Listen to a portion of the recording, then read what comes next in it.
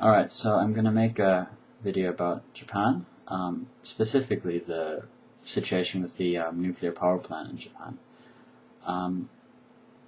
So about the general situation, it's obviously hugely tragic, and the death toll from the earthquake is going to be more significant by far than the death toll from the nuclear power plant disaster, in all likelihood. I mean, unless something goes insanely wrong, but that's probably going to be the case. But I think people on the ground in Japan are in a much better position, obviously, to talk about the earthquake situation there and the enormous human suffering.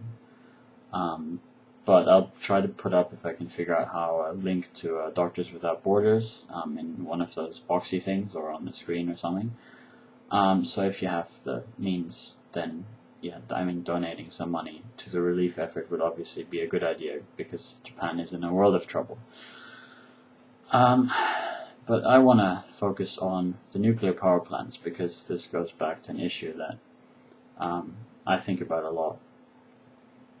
And I think nuclear energy could be a part of a responsible energy strategy, at least as a stopgap measure, while we're developing better renewable technologies. At least that's true in theory. In practice, we get Japan. So the Fukushima Daiichi nuclear power plant, which is the one that's experiencing the major problems, is a power plant run by Tokyo Denryoku, which is a Fortune 500 company. It's number 136, and it's a listed company. So it's trying to turn a buck or two with these nuclear power plants. Turns out that the power plant infrastructure is old, is poorly run, and is poorly maintained. The plant has a very bad safety record. And no proper, apparently, I mean, if we look at the situation now, there were no proper contingency plans for this entirely predictable emergency, because this is Japan.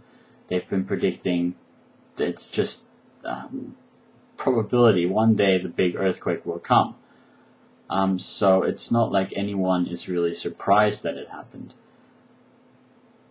And while the situation was developing, we had the corporation and the government downplaying the severity of the crisis for as long as possible.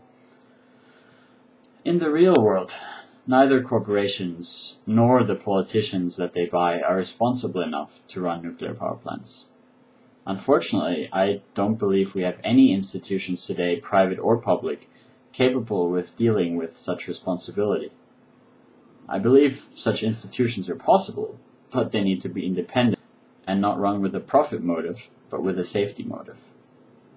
The question should not be, how cheap can we make nuclear power? The question should be, if we implement all the necessary safety measures to ensure that in any predictable emergency, harm to people will be minimized, will nuclear power still be affordable?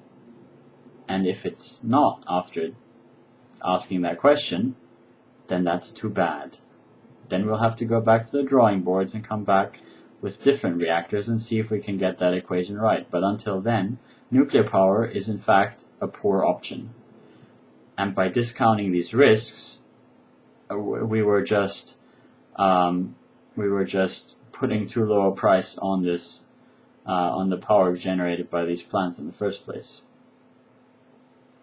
Nuclear power is far too dangerous in the hands of short-sighted, greedy assholes. The free market is not the solution here. What is needed is some good old, heavy-handed, blunt-as-hell regulation.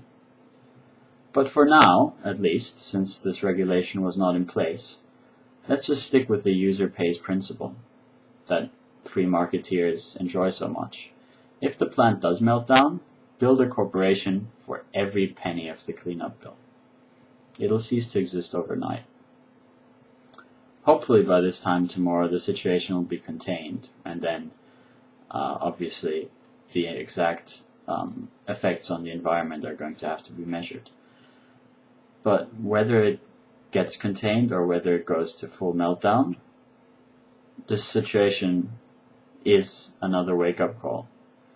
The people in power today don't feel responsible for our lives. They only feel responsible for their own wallet and their bank accounts. And we really need to rethink if we want to continue to let them run the world. This is Church of SDFU, signing off.